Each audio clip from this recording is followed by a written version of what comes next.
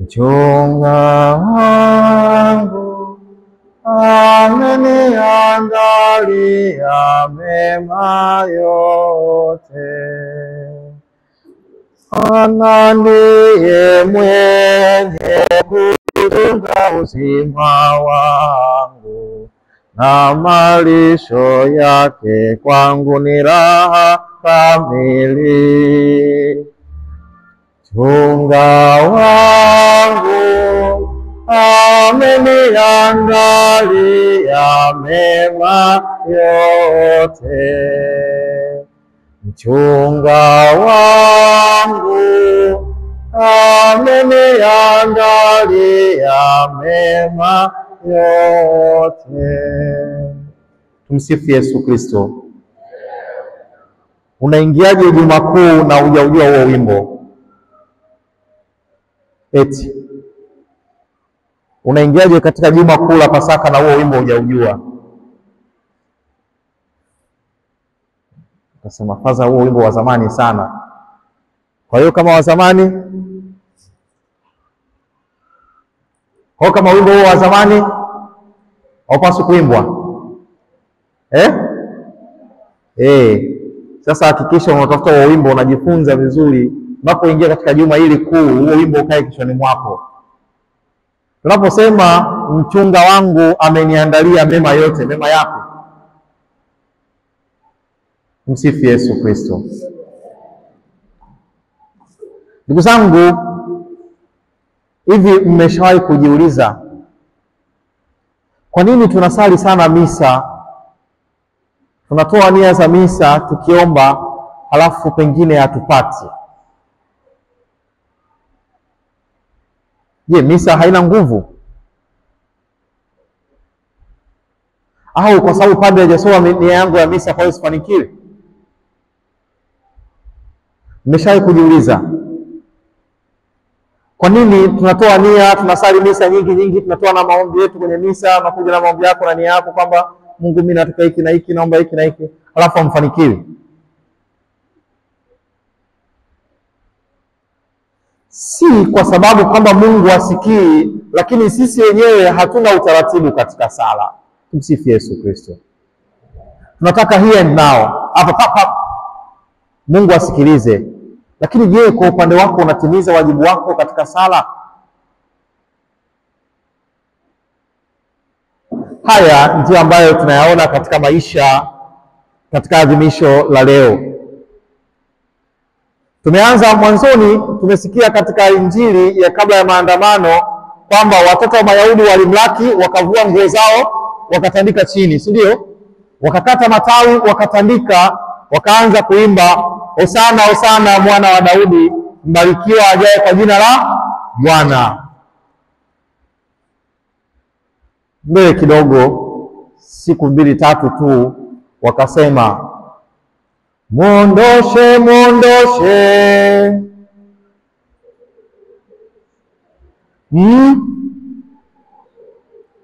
Tunaitikiaje? Mwondoshe, mwondoshe, msolebeshe. Tunasahau tamaduni zetu za kuimba. Ndio maana nikafosi leo kwaya muimbe, tusisahau tamaduni zetu za kuimba.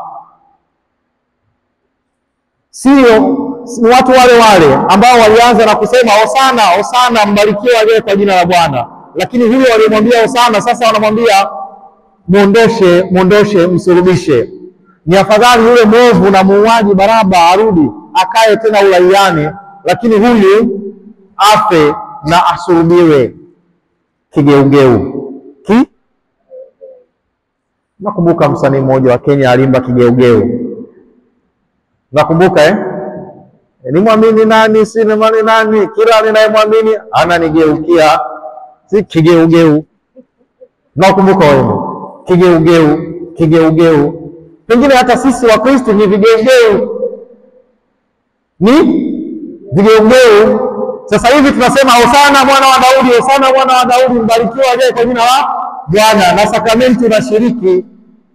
Ukitoka hapa, mwili huo ambao ndio hekalu la Roho Mtakatifu, ambao ulipambwa vizuri, kwa chapa ya uungwana na ukaweka wakfu kwa mafuta ya Krisma, baada ya hapo unaenda kulichafua hekalu kwa kutenda dhambi. Kigeugeu wewe.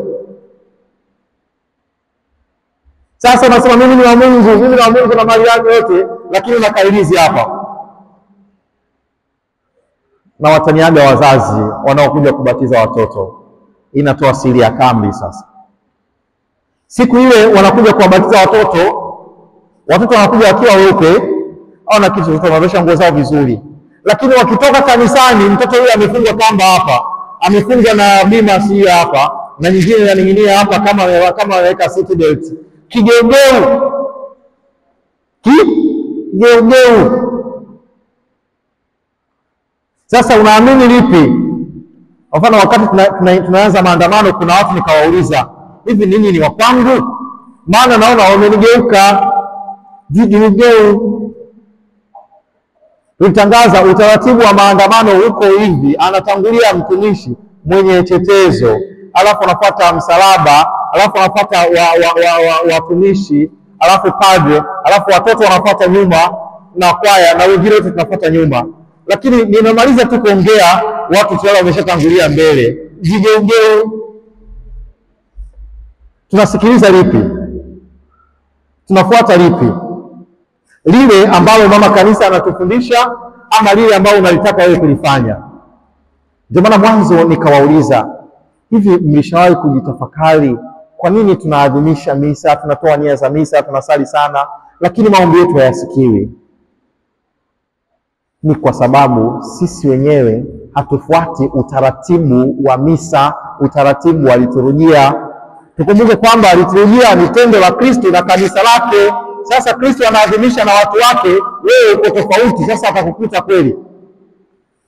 Tunamwambia tukusanyike mahali fulani, mwingine anaamua kukaa zake, hana shida, yani ameamua tu hivyo.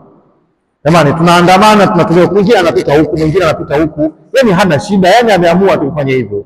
Kigeugeu. Hautapata neema. Baraka zile za adhimisho hilo hutazipata, kwa sababu kuna utaratibu kwamba adhimisho linatuongoza sisi zote kwa maandamano mpaka tunapoenda pale inapoadhimishwa sadaka. Maana wote tunaingia pamoja katika mlango huu. Mwingine amepitia dirishani, mwingine amepitia kwenye nondo. Si kwa sababu mlango ule uko wazi ama ule uko wazi. Matendo haya ya kiliturujia yana maana kubwa sana. Tunapoambia tufanye hivi, tutekeleze hivi, ndio yana maana, ndio tendo la Kristo na kanisa lake, liturujia. Sasa tunaadhimisha liturujia, wewe ufanye tendo la Kristo na kanisa lake, wewe unafanya la kwako. Niwakumbushe wanangu wapendwa, tumeingia Juma Kuu. Juma hili jitahidi sana ushiriki vyema maadhimisho yote ya kiliturujia, ili uweze kupata neema zile zinazostahili katika maisha yako. Nendeni na misale za waamini huko, kama mna mje tu mtawazima hapa, msome yale maandishi. Kama una misale ya waamini, ukifika nyumbani fungua. Kwa mfano nenda kaangalie Alhamisi Kuu ama Ijumaa Kuu, kuna maandishi mekundu. Yale maandishi mekundu yanakuelekeza adhimisho hilo lifanyike vipi na nani afanye nini, nani anafanya wapi. Sasa ukiyafuata yale maandishi mekundu, yanakuelekeza vizuri katika ushiriki wako wewe muamini kwa ajili ya maadhimisho hayo. Ndio maana inaitwa misale ya waamini na sio misale ya padre. Mimi ya kwangu iko altareni, inaitwa misale ya altare. Ile misale ya waamini ni ya kwako wewe muamini, unapaswa kuwa nayo, uisome, uone na uingie jinsi gani ambavyo maadhimisho hayo yanapaswa kuadhimisha. Tofauti na hapo, tunafanya tukigeugeu. Kwani kuna shida gani nikipitia mlango ule? Si ndio wajifariji hivyo? Sasa maandamano tunaanzia huku, tunaandamana hivi. Kwani kuna shida gani nikifanya hivi? Kule hakuna shida, ila shida unayo wewe, kwa sababu yale mastahili hautayapata. Kwani paroko atanifanya nini? Sina lolote la kufanya kimsingi, lakini shida iko kwako wewe unayekosa mastahili hayo. Kwa mfano pale tunaanza, nikamwambia watu sio mko wameingia, mimi kaja nyuma, nilikuwa namalizia. Kabla ya tusogee kule mbele, sogea mbele. Wengine wakaenda kujitia nyuma ya magari. umekuja kusali, umekuja kujificha kwenye magari. Bali magari si nayo. Ng'ang'aniani kwenye magari yetu mabovu pale. Mwingine ukichia kuna gari nyingine liko pale ikikuchana bati ile tetanus. Lakini mtu anang'ania, unamwambia sogea huku, sogea huku, sogea huku, tushiriki pamoja.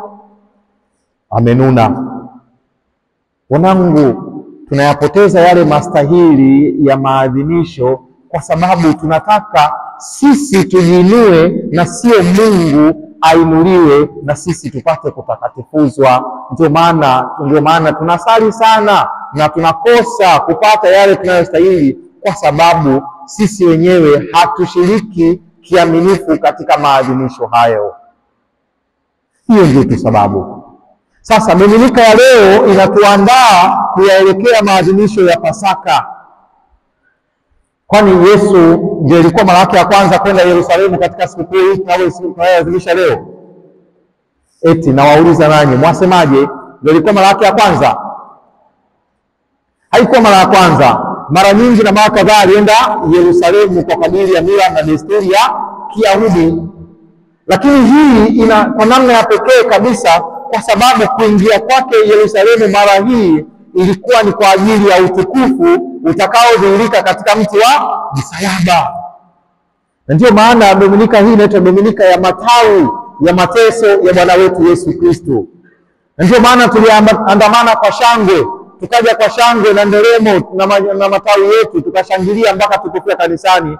Baada ya hapa shangwe zote zinazimwa, hakuna tena shangwe mpaka katika vigilia ya Pasaka. Baada ya kukatiza zile shangwe tumeanza na mateso. Sio kwamba pengine tungesema Injili sasa Wayahudi wanaendelea kumshangilia Yesu. Lakini umefika wakati wa Injili nikaanza mateso ya Bwana wetu Yesu Kristo. Sasa kutoka kwenye furaha mpaka kwenye mateso. Sikukuu hii na yenyewe inageuka, lakini sio kigeugeu.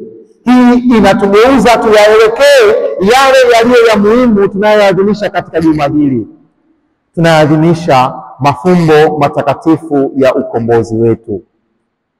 Sherehe ile ambayo Yesu anaingia Yerusalemu leo kwa shangwe ni anticipation ya sherehe ile ya mbinguni, kwamba siku moja sisi sote tutaingia mbinguni kwa shangwe tukimlaki Bwana katika siku ile ya mwisho, siku ile ya kiyama, kwamba Bwana atakuja atuokoe na atukomboe na atukue wale walio wake. Tutamshangilia hosana, hosana, hosana, hosana. Leo tunaifanya kabla, lakini inatukumbusha kwamba hosana hiyo tutakayoimba ya milele inapitia kwenye njia ya mateso, kama yeye mwenyewe anavyopitia katika njia ya mateso ili apate kumkomboa mwanadamu, na mwanadamu hivyo hivyo anaalikwa kushiriki katika njia hii ya mateso. Na ndio maana Dominika hii inatugeuza haraka sana kuyaelekea yote mawili, furaha na tafakari ya mateso. Mwanzo sana, lakini kidogo tu mateso ya Bwana wetu Yesu Kristo. Na ndio maana niliwaambia wanakwaya sasa tunapoanza leo, tunapomaliza shangwe, sio tunaanza kuimba lakini hata sasa, sio wakati wake, lakini hata sasa zilishapita. Katika kuanzia tangu Jumatano ya Majivu mpaka Dominika ile ya 4 tulimaliza sehemu ya kwanza kipindi cha Kwaresma, ambayo kilikuwa kinatuongoza sisi tufanye tafakari ya kumrudia Mwenyezi Mungu. Kuanzia Dominika ya 5 tulianza inaitwa Dominika ya mateso. Tunaalikwa kutafakari mateso ya Bwana wetu Yesu Kristo. Kwa hivyo nyimbo zote kuanzia sasa mpaka tunakoelekea napaswa zile zinazotuongoza kuyatafakari mateso ya Bwana wetu Yesu Kristo na maana yake katika maisha ya mwanadamu, maisha ya Mkristo. Ndio maana msije mkagombana na mwalimu wenu Frank, alikuja nikabadilisha nyimbo, nikakata nikasema weka hii, hii toa. Kwa sababu mwalimu kabadilisha ratiba peke yake. Niwaambia kwaya zote ratiba za sikukuu zifike kwangu, tuziangalie, tuzipange sawa. Sio nafika wakati wa Ijumaa Kuu tunaalikana twendeni tukamwabudu Yesu msalabani, alafu mmoja anatuimbia Maria mimi. Hamujui wimbo? Haya, mwitikie sasa. Haya, mimi naanza. Maria mimi shida kila siku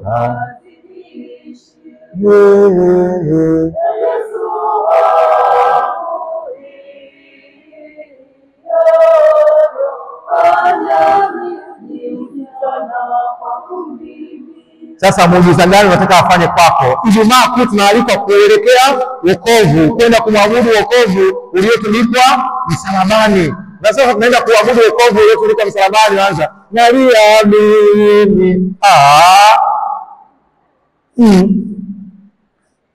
Zingatie, tunauelekea wokovu uliotulikwa msalabani, utukufu uliotulikwa msalabani. Tuandamane pamoja, tuandamane pamoja. Na ndiyo maana katika kuelekea wokovu huo uliotulikwa msalabani, nitawaalika mfanye mazoezi na ninyi waamini. Ndio nikamwambia, ukisoma kile kitabu kuna nyimbo za kuimba waamini. Kwa mfano, Ijumaa Kuu nitawaalika twende tukautazame, twende tukamwabudu yule aliyetulikwa msalabani. Tunaanza mazoezi.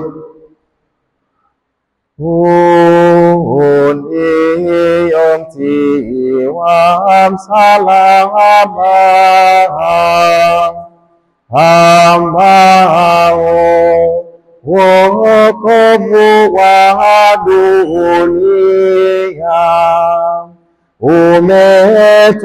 umetundikwa juu yake.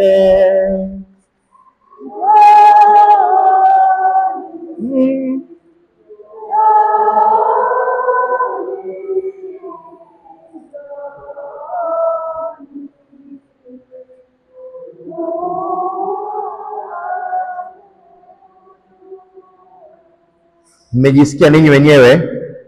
Sasa unamwalika nani aende kama wewe njoni, unaamini wewe ni wokovu? Sikumbe sikukuu ya leo inatualika kwa shangwe. Ile shangwe tulianza nayo, tukaenda tukabadilika, tukatafakari mateso. Lengo letu kutufikisha katika furaha ya milele inayopatikana katika fumbo la msalaba, ambapo ndipo ulipo wokovu wa ulimwengu. Ndio maana tunaalikana, njooni tuuabudu. Tunaoabudu ni wokovu wa ulimwengu uliotundikwa wapi? Msalabani. Sasa mwanze mkafanye mazoezi. Sio mwangalia tu padre. Sasa padre anajua kuimba, hajui kuimba, si ndio? Sasa unaangalia hapa sasa. Najua sasa hizi watu wanafikiria sasa, ngoja tusikilize mbiu mwaka huu itakuwaje. Jisubiri, na waahidi mtasikia. Leo sijafanya mazoezi kabisa, nimeimba. Najikoki kule ndani kwangu, mbiu nishaanza mazoezi. Sikilizeni Pasaka hapo mbiu itakapopigwa. Na nyinyi mkafanye mazoezi, tujiandae kwa maadhimisho hayo yaliyo makuu, mafumbo hayo ya wokovu wetu. Ndio maana ya sikukuu hii. Shangwe ile tulioanza nayo kule kuingia altareni inatuongoza kuyaelekea yale yaliyo makuu zaidi yanayopatikana katika fumbo la msalaba.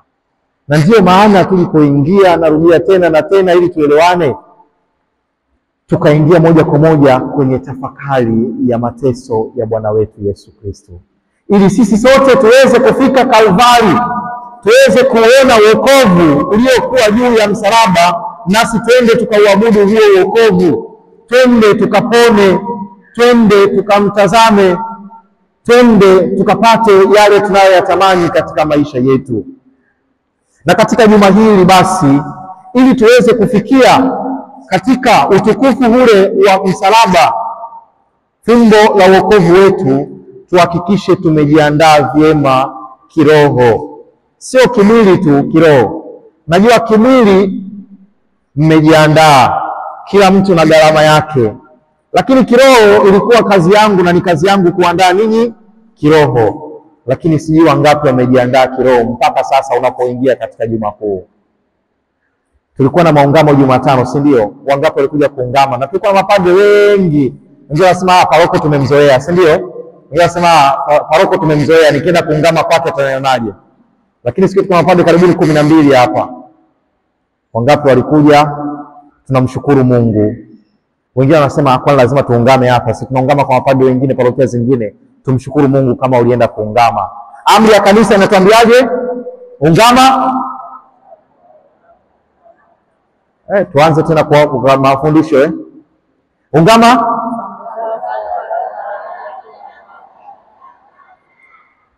Walau mara moja kila mwaka. Mara moja hiyo ni lini?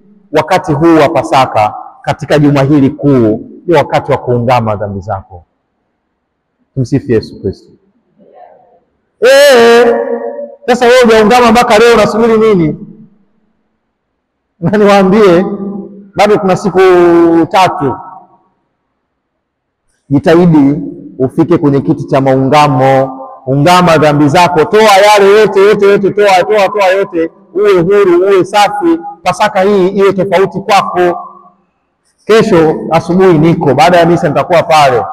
Ukenda mimi kwangu na sawa kumzoea father huyo, wewe niambie tu, father mimi nataka kuungama, lakini naomba niungame kwa padre mwingine. Mimi nitakuchukua tu nikupeleke kwa padre mwingine akakuungamishe, uwe na amani, uwe na salama, uwe na afya ya kiroho. Kwa sababu maungamo ni siri, cha kwanza. Lakini pili, maungamo yanahitaji uhuru wa nafsi, na mimi naheshimu uhuru wako katika sakramenti hiyo ya kitubio. Na ndio maana ninapoungamisha sipendi mtu akae karibu, napenda mmoja akae kule mbali. Nawaambiaje, kwa mfano nikiungamisha pale, napenda wanaotaka kuungama wengine wote wakae upande wa huku, ili yule awe huru, ibaki kuwa siri yake na siri yangu mimi. Awe huru, aondoke ametakaswa, awe safi, anaenda na safari yake. Kwa hiyo kesho nipo, baada ya muda sitapatikana, nitakuwa bize kwa mambo fulani ya kiparokia. Jumanne sipatikani kabisa, si niko peke yangu. Na Jumanne ni siku yetu mapadre, sikukuu yetu. Sikukuu ya mapadre ni Alhamisi Kuu, lakini tusherekee pamoja. Jumanne mapadre wote tunahitajika kwenda jimboni. Kwa hivyo siku hiyo sitapatikana. Nikimaliza misa ya asubuhi tu, nimepanda ndege yangu huyo kwa wazee wangu kwenda kusali pamoja na kupumzika. Jumatano nipo, na Alhamisi tunamaliza mwisho wa maadhimisho yote. Baada ya hapo hatuna maadhimisho yote ya kisakramenti mpaka Pasaka. Kwa hiyo usije ukaja Ijumaa paroko nataka kuungama, nitakwambia mama subiri, baba subiri, ndugu yangu subiri, leo hatuadhimishi sakramenti yoyote. Kwa hiyo fanya jitihada, fanya bidii katika siku hizi kuendea sakramenti ya upatanisho, ili tuingie wote Pasaka tukiwa tumetakaswa mioyo yetu, na tumwelekee Mungu, yeye ambaye ndiye wokovu wetu, anayetupokea na anayetujalia mambo yote tunayotamani katika sikukuu hizi za Pasaka. Tumsifu Yesu Kristo.